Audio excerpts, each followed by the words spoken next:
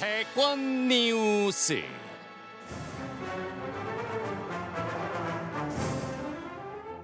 (2022년 3월 9일) 수요일 치러질 20대 대통령 선거를 앞두고 여야 후보들의 각축전이 치열합니다.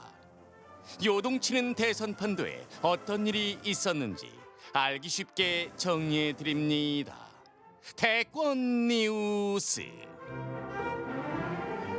대선 앞두고 꼭 알아야 할 정치권 소식 전해줄 분들입니다. 봉보로 봉봉. 봉봉봉.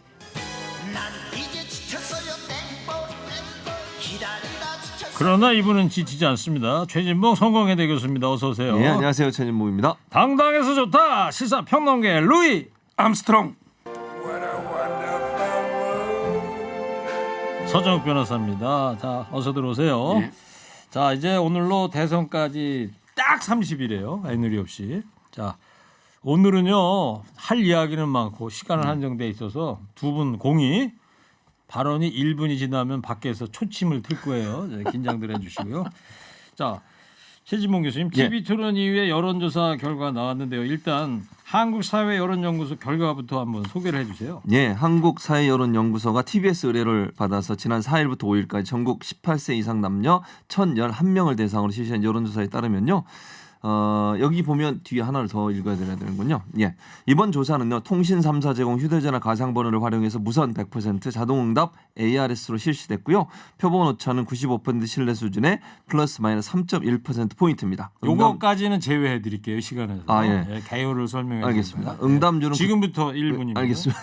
응답률은 9.4%고요. 보다 자세한 내용은 KSY 홈페이지나 중앙선거 여론조사 심의위원회 홈페이지를 참조하시면 되겠습니다. 결과를 보면 윤석열 후보가 44.6%, 그리고 이재명 후보는 38.4%, 그리고 안철수 후보는 8.3%였고요. 심상정 후보는 2.9%, 김동연 후보는 0.3%를 기록했습니다. 네.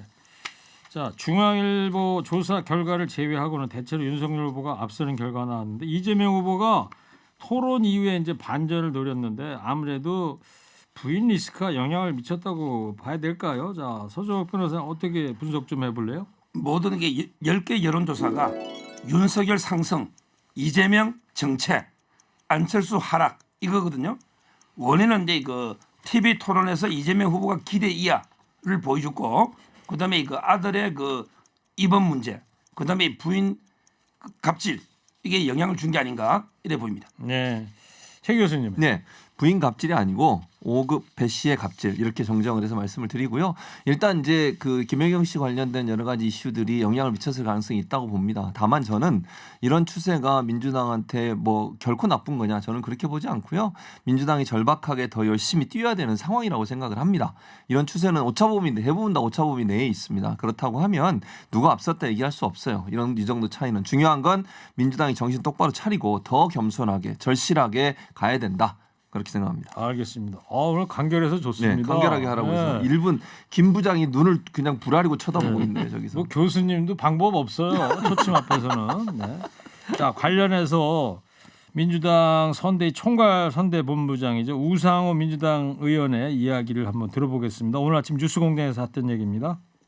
아니 실제로는 이게 이제 5급과 7급 사이에 이루어지는 일이고 그 둘의 갈등이 이제 언론 제보로 이어진 사안인데 사모님과 우리 후보가 사과한 이유는 어쨌든 이 사람들이 사모님과 후보를 조력을 하는 과정에서 생긴 일이기 때문에 포괄적 사과를 하게 된 것이고요. 실제로 뭐 사모나 후보가 직접 이 직원들에게 이런 뭐 갑질을 했거나 이런 사안이 아니거든요. 그러니까 이제 그럼에도 불구하고 선거 시기에 이제 이런 일들이 불거지면 또 포괄적인 책임을 갖고 있기 때문에 사과를 드린 것이죠. 다만 네.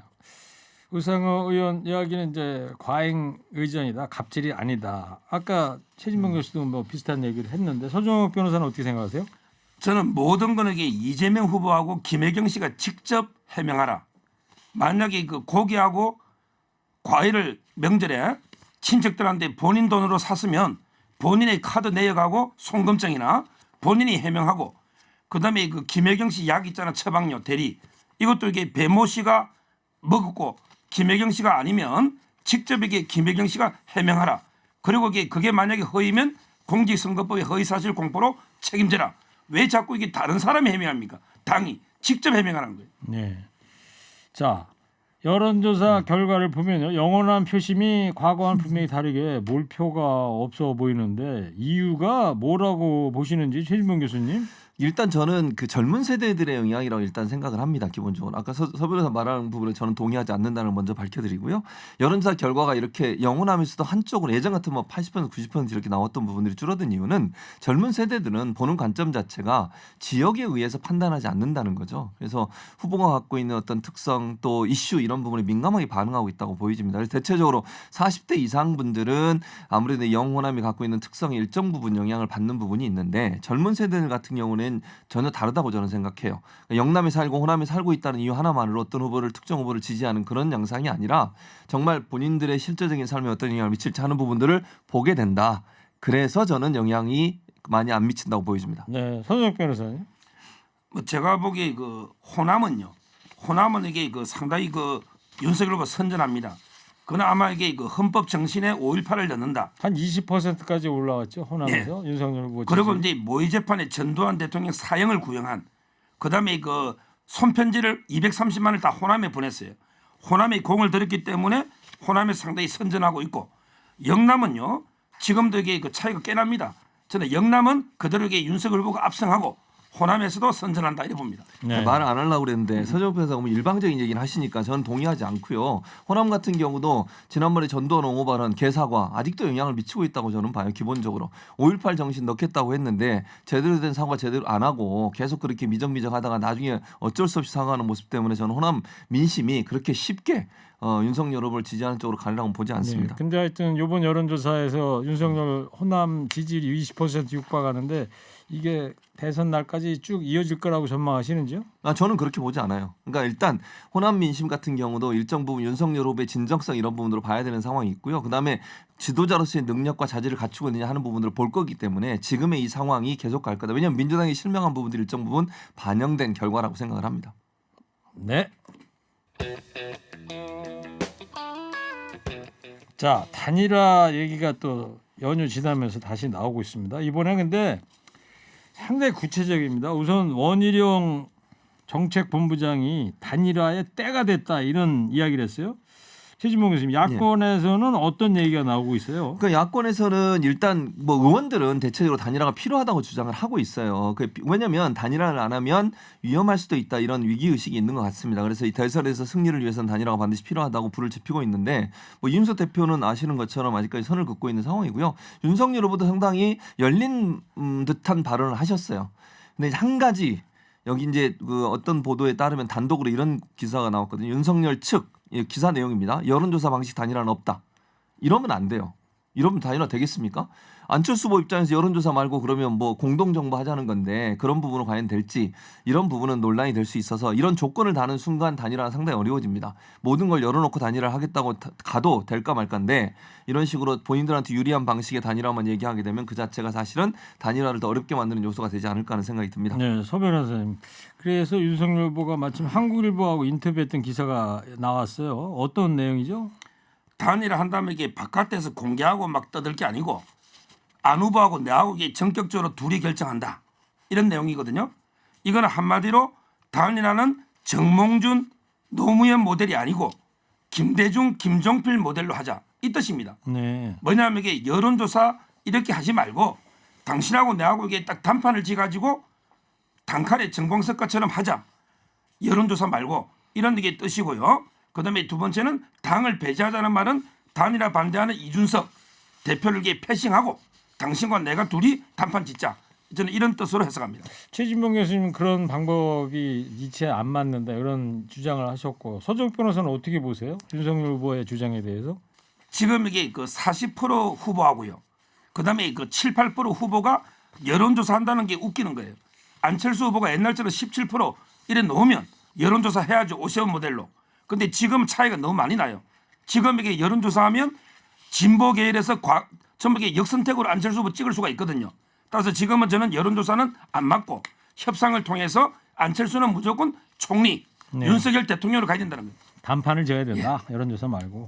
최진봉 교수님 네. 그리고 국민일보 단독 기사를 본 말이에요. 예. 조금 전에도 나왔던 얘기입니다만 여론조사 방식 단일화는 없다. 이렇게 국민의힘 쪽에서 못을 박은 것 같습니다. 그러니까 저는 이 부분이 안철수 후보 입장에서는 받아들이기 어려운 부분이 될 수 있다는 말씀을 드리는 거예요. 그러니까 지금 서정욱 변호사는 희망사항으로 말씀을 하신 건데 공동정부하자 그러면서 안철수 총리로 가자. 근데 그게 사실은 선거하기 전과 그러니까 선거 치르기 전과 선거 후가 계속 갈 수 있을지도 의문이고 안철수 후보 입장에서 그걸 받는다고 하면 비판을 엄청나게 받을 겁니다. 이유는 뭐냐면 이게 그럼 뭐 권력 나눠 먹기냐 이런 국민적 비판이 있지 않겠어요? 그렇게 완주한다고 하더니 결국은 너 나와서 했던 일이 결국 총리하려고 했는 거냐 이런 비판에 직면할 수밖에 없어요. 그리고 밑에 있는 사람들 그걸 어느 정도 받아들일지 잘 모르겠습니다. 제가 밑에 있다고 표현하는 것은 안철수 후보와 함께하고 있는 분들을 말씀드리는 거예요. 그분들 입장에서 이렇게 야합처럼 비춰질 수 있는 정치적 야합을 하는 것을 과연 국민들은 어떻게 보고 국민의 당에 소속된 분들은 어떻게 볼까 이런 부분들이 논란이 되고 본인은 완주하겠다고 끝까지 여론조사를 통해서라도 하겠다고 했으면서 말을 바꾼 것에 대한 책임 문제도 나올 것이기 때문에 그렇게 쉽게 되지 않을 거라고 봅니다. 네. 서 변호사님, 자 여론조사 방식 없는 단일화 이렇게 만약에 하더라도 이게 과연 아름다운 단일화가 가능할지 궁금해지는데 서정욱 변호사가 만약에 이 단일화 협상의 책임자라면은 국민의힘 쪽에 이 책임자라면 어떻게 이걸 조율할 것 같아요? 제가 이게 책임자라면 예. 제가 윤석열이라면 안 후보 이게 언제 우리가 뭐 여론조사 문구 정하고 기간 정하고 언제 그렇게 합니까? 여론조사하지 말고 제가 이게 안 후보한테 그 세 가지를 맡기겠습니다. 첫째, 국민연금 개혁 책임지고 하세요.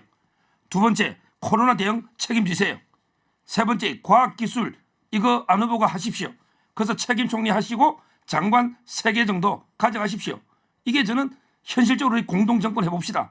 이렇게 협상하면 안 후보도 그게 낫지. 지금 어느 세월에 여론조사 문구가 싸우고 기간 정하고 언제 합니까? 이렇게 저는 단판 짓는 게 DJP 모형이다. 이렇게 보는 거예요. 그런 DJP 모델로 가면 안철수 후보 쪽이 동의를 한다고 보십니까? 그러면? 저는 이게 무조건 한다 봐요. 무조건 할 왜냐하면 것이다. 이게 정치는 명분하고 실리 두 개로 움직이죠. 네. 이렇게 되면 명분도 정권 교체 서고요. 가장 중요한 게 돈 문제 실리잖아요. 안철수 후보 완주하면 절대 10% 못 넘습니다. 그래요. 그럼 이게 비용 어떻게 합니까? 명분과 실리 둘 다 저는 따를 걸로 봐요. 그러면 책임 총리하라는 하는 건 이제 안철수 후보에게 이제 총리를 하라는 거고 네. 장관 세계는 무슨 기준이에요? 그러면 옛날에 김종필 DJP도 그런 게 있었는데 의석이나 여러 가지 지지율 봤을 때 한 3-4석이 좋고요. 그거는 이제 과학기술 그다음에 아까처럼 보건복지 이런 분야가 경제 쪽으로 주는 게 좋다 봅니다. 네, 알겠어요. 7612님께서 안녕하세요. 서정욱 변호사님이 예전에 신림동 고시촌에서 행정법 강의하던 그분이신가요? 신림동 1타 강사입니다. 대장동이 아니고 신림동. 강의도 하셨구나. 예. 변호사랴 정말 바쁘십니다. 네. 자, 이준석 대표는 이번 주 금요일 날 11일 날이죠. 이 되면은 단일화라는 말은 더 이상 안 나올 것이다 이런 얘기를 했는데 예. 대표가 이렇게 강경한데 야권 단일화 잘 될까요? 최진봉 교수님 어떻게 전망하십니까? 그 단일화가 쉽지 않을 거라고 저는 생각해요. 기본적으로 이제 지지율의 문제. 이준석 대표 이 얘기도 결국은 지지율이 완전히 이제 예를 들면 10% 밑으로 떨어지게 되면 단일화의 필요성이 과연 인식될 거냐. 저는 이준석 대표뿐만 아니라 그 윤석열 후보 선거 본부의 주요 핵심 관계자들도 저는 뭐 안철수 후보와의 단일화에서 그렇게 크게 기대하고 있다고 보지 않습니다. 국민의힘 내부에 있는 의원들은 그렇게 생각하시는지 모르겠지만 왜냐하면 없이도 될 수 있다고 생각하는 거예요. 지금의 지지율로 가면 안철수 후보와 단일화 없이도 우리가 충분히 이길 수 있는데 굳이 그 어려운 단일화 힘든 단일화 또 자리를 나눠줘야 한다고 하면 지금 서정욱 변호사 말처럼 한다고 하면 그런 단일화를 왜 하냐 우리가. 그럴 이유가 뭐가 있냐. 우리가 아쉬울 게 없다. 이런 입장을 견제할 수 있고 이준석 대표도 그런 입장이라고 저는 보거든요. 근데 과연 이런 기류가 있다고 저는 봐요. 그런 상황에서 단일화가 정말 쉽게 이루어질까? 저는 아니라고 봅니다. 네. 1분 넘길까봐 조마조마했는데 네, 1분 안 넘겼죠? 네. 자, 서정욱 변호사님은 어떻게 보세요? 야권 단일화 필요하고 해야 될 거다. 어떻게 당위론적이라든가 어떻게 보세요? 저는 이게 된다 보는 게요. 일단 이준석 대표는 본인 욕심이에요. 본인의 몫이 있잖아요. 여기 안철수 쪽으로 가는 게 싫은 거죠. 자기 욕심인데 근데 윤석열 후보는 단일화는 내하고 안철수 후보가 결정할 문제다. 이 말은 이준석 대표는 패싱한다. 저는 맞다고 보고요. 그다음에 두 번째 단일화가 된다고 보는 게 아까도 말했지만 이게 명분이 있고 더 중요한 거는 실리입니다. 안철수 후보가 완주했을 때 절대 10%못 넣으면 선거 비용 3,400억 누가 감당할 겁니까? 안철수 후보가 감당 못 하거든요. 따라서는 어떤 경우든 단일화 할 수밖에 없다. 현실적으로 이렇게 보고 있어요. 네, 이준석 대표를 윤석열 후보가 패싱한다는 거예요. 약간 좀 경계 수위가 높은 발언 아니신가요? 현실적으로. 아 그래요? 알겠어요. 자 최진봉 교수님, 네. 그 이재명 후보가 네. 어제 김종인 위원장과 전격 회동을 한 데 이어서 대학 스승이죠. 네. 중앙대학교 이상돈 전 의원과도 만났어요. 네. 요 좀 정리 좀 해볼까요? 예, 말씀하신 것처럼 이제 김종인 전 선대위원장, 국민의힘 선대위원장을 만났고요. 만나서 여러 가지 이제 얘기 나눴다고 하는데 구체적인 얘기는 나오질 않았어요. 뭐 김종인 위원장도 거기에 대해서 언급은 안 하시고 그냥 뭐 얘기했다라고만 얘기를 했고요. 다만 송영길 대표가 이제 오늘 인터뷰를 통해서 그 얘기를 했는데 이재명, 김종인 두 분이 경제 철학을 공유했다라고 얘기를 했고요. 네. 김종인 전 위원장이 이재명에 대해서 긍정적 생각을 가지고 있다. 그리고 직접 만나서 국정 운영 방향성에 대한 조언을 했을 것이다. 이렇게 얘기한 걸로 들어보면 네. 아마 여러 가지 조언을 하지 않았나 하는 생각이 듭니다. 예. 자 서정욱 변호사님, 김종인 위원장의 지지 선언을 이재명 후보가 이끌어낼 수 있을까요? 어떻게 보세요? 전액이 불가능하다 봐요. 불가능하다. 어제까지 이게 그 비대위원장 하시고 총괄 선대위원장 하신 분이 갑자기 이재명 후보를 지지한다? 이게 말이 됩니까? 저는 명분도 없고요. 그리고 이제 그 아마 이게 김종인 위원장이 아무리 뭐 윤석열 후보가 밉더라도 섭섭하더라도 절대 이재명 후보 지지까지는 안 간다. 그냥 비공개 만나서 조언 정도는 해줄지 몰라도 지지 선언까지는 안 논다 보고요. 공개적인 지지 선언은 할 수가 없다. 왜냐하면 이게 명분이 없거든요. 그리고 이제 그 가사 100번 양보의 지지선을 하더라도 따라갈 표가 없다. 이렇게 저는 봅니다. 알겠습니다. 2388 청취자께서 허리케인 라디오 진행자 최일구 씨, 본인은 버스 기사인데요. 승객분들 중에 허리케인 애청자들이 겁나게 많이 있습니다. 최진봉 씨 왜 이렇게 흥분하십니까? 흥분 안 했는데 청심환 배달할까요? 허리케인 장수 프로그램 되고 일구 씨 건강하세요. 아유 고맙습니다. 네.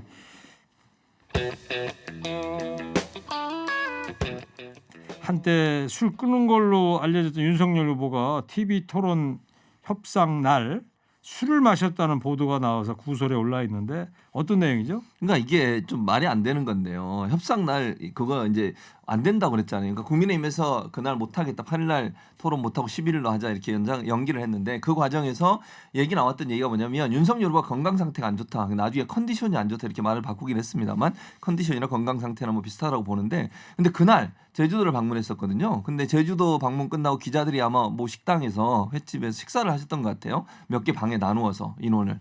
근데 그 자리에 가셔서 윤석열 후보가 방문을 해서 밤에 이제 소위 소주하고 맥주를 섞는 거 있잖아요. 그걸 한 테이블에서 한 두세 잔 정도 마셨던 것 같아요. 네. 그럼 세 테이블이니까 한 6-8잔 정도 마셨겠죠.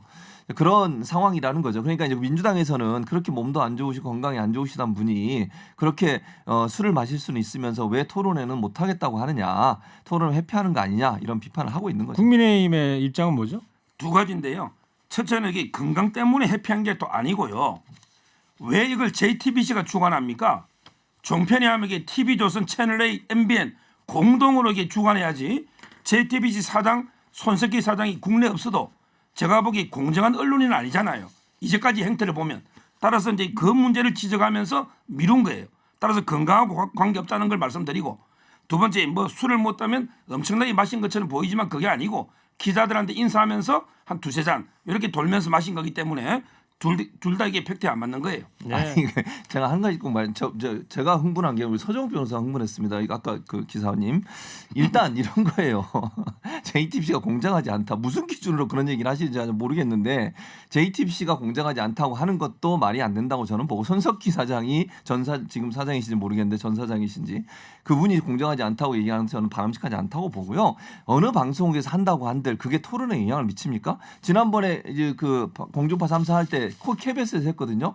일반인들 KBS 했는지 어디든지 잘 몰라요. 왜냐하면 다 방송사가 방송을 하잖아요. 그리고 KBS 했으니까 그게 편파적이 됐습니까? 그런 거 없습니다. 어느 방송에서 장소 빌려주는 건데 그게 무슨 편파적인 그런 얘기를 할 수 있겠습니까? 알겠어요. 자, 서정익 변호사님, 최진봉 교수가 뭐 잘 아시겠습니다만 미디어를 감시하는 그 신문 방송학 교수라는 점 참고해 주시고. 자, 서 변호사님, 이재명 후보 아들의 이번 특혜 의혹 나왔어요. 어떤 내용이죠? 이재명 후보 아들이요. 옛날에 인대 파열로 해가지고 300km 떨어진 성남에 국군 그 수도 성남병원 있잖아요. 예. 거기서 52일 동안 입원했는데 문제는 이게 인사 명령서가 없어요. 인사 명령 없이 이동할 수가 없잖아요. 그러면 이게 탈영이거든요.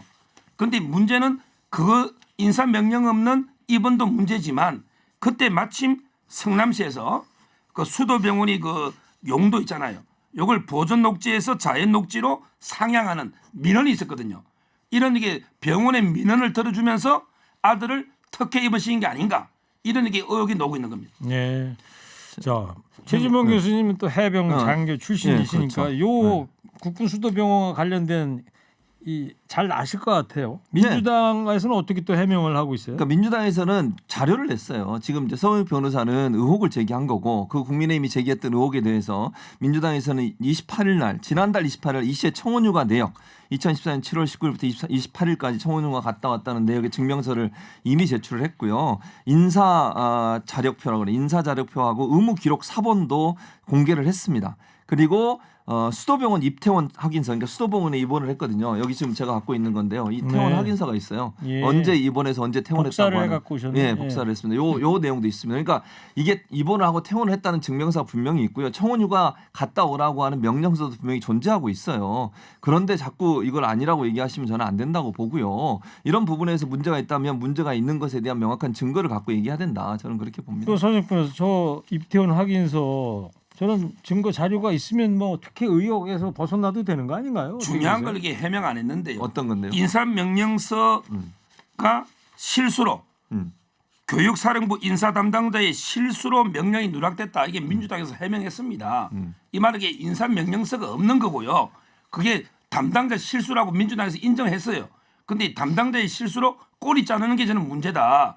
이런 이게 인사 명령 없는 이동은 탈영이다. 이렇게 저는 보는 거예요. 탈영이 아니고요. 휴가를 나가려면 헌병들이 요즘은 이제 군사 경찰이라고 그러나요? 그렇죠. 거의 직혀일 정문에서 나갈 수가 없어요. 탈영을 하려면 이거 아까 말씀하신 것처럼 인사 명령서는 없지만 이게 휴가 청원휴가 내역서가 있어요. 그거 보여줘야 나가는 거예요. 아니 최일구 앵커도 군대 생활 해보셨잖아요. 그거 없으면 나갈 수가 없습니다. 그렇죠. 어떻게 나갑니까? 근데 군인이야 여기서 뭐 탈영이라고 얘기하면 안 되는 명령을 왔다 거죠. 갔다 하는 거니까. 그러니까 인사 명령의 실수로 누락이 됐지만 청원휴가 내역이나 청원휴가증이 있었기 때문에 그걸로 충분히 입증이 가능하다고 얘기를 하는 겁니다. 알겠습니다. 자, 여기까지 듣겠습니다.